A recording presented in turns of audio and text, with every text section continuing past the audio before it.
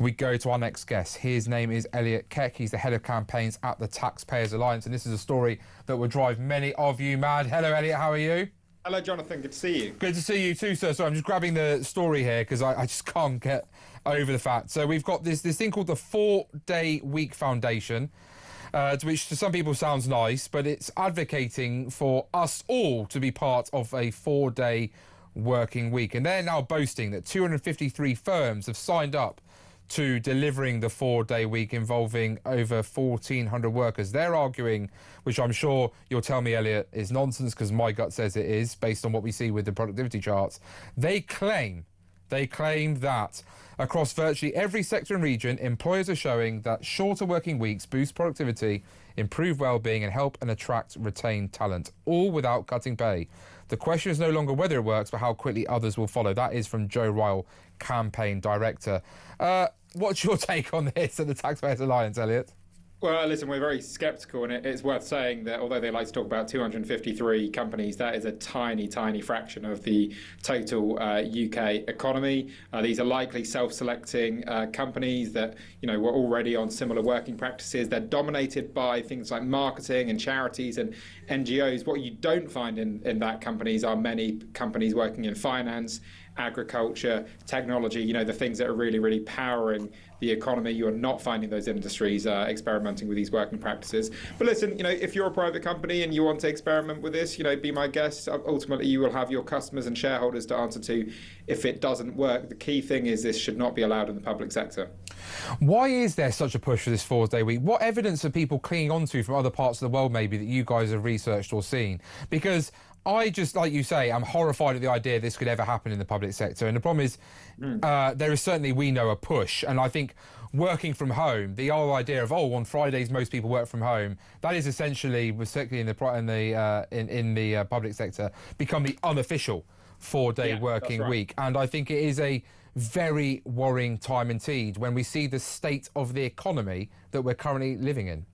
Yeah, and I think probably in the case of some of these companies, at the very least, they probably became aware that essentially their staff were not doing any work on a Friday as it was, but as a result of that working from home. So you might as well give them the day off, and maybe some of them are therefore requiring their staff to be in the office the full 4 days otherwise, and actually you're getting slightly more work out of them maybe than if they're working from home 2-3 days a week.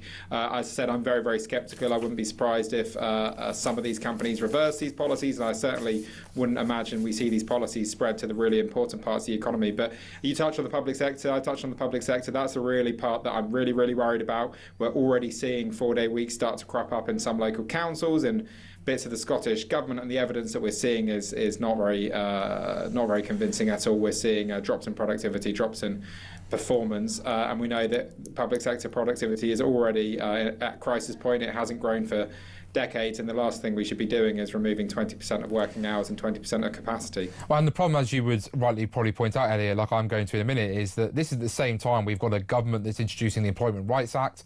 I know they're desperate to hang their hat on this particular peg, but what's the evidence? Unemployment's risen every month since Labour took office, with nearly 1.9 million people now unemployed, 4.2 million people on universal credit who are not expected to ever find work, and 1.5 million of those were added since Labour came to power. We've got 300,000 private sector jobs lost, and then 80,000 public sector jobs rolled added on. So Labour's just trying to fudge the figures by increasing the size of the state. 217,000 fewer people on payroll since Labour came to power, and a youth unemployment at 15.9%. Over 100,000 young workers off payroll, which is absolutely terrifying, accounting for almost half of job losses. I mean, when you've got people trying to push this kind of nonsense, and then you've got this state of the current economy and what the Labour government's doing to it with hiking national insurance, making it harder to employ people by making an 18-year-old the same value as a 25-year-old despite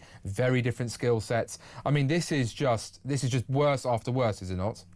Yeah, and this is successive governments over many decades shifting powers and shifting rights from employers to employees. And that sounds nice, that sounds warm and cuddly, but the result is that for many employers, it's just not affordable to employ many people at the moment. They're having to significantly cut back on jobs, cut back on hours. They're looking more at technology and AI to take over those roles because it's just not affordable or viable to employ people. And listen, one of the dirty secrets is that actually in much of the economy, in the really important parts of the economy, work from home is dead. There is no work from home in farming. There's not much work from home even in things like finance, and there certainly isn't work from home in manufacturing anymore. This is the last vestiges of things like the public sector, the third sector, NGOs, universities, charities, and so on. And I think 4-day weeks is just part of this broader culture of work shyness, of a desire for far too many in the country and working in these industries to live a life of leisure. And the result of that is, of course, significantly depressed economic growth, reduced taxes, and the economic malaise that we see in this country. Elliot Keck, Head of Campaigns at the Taxpayers Alliance. Thank you so much for joining us and sharing your views.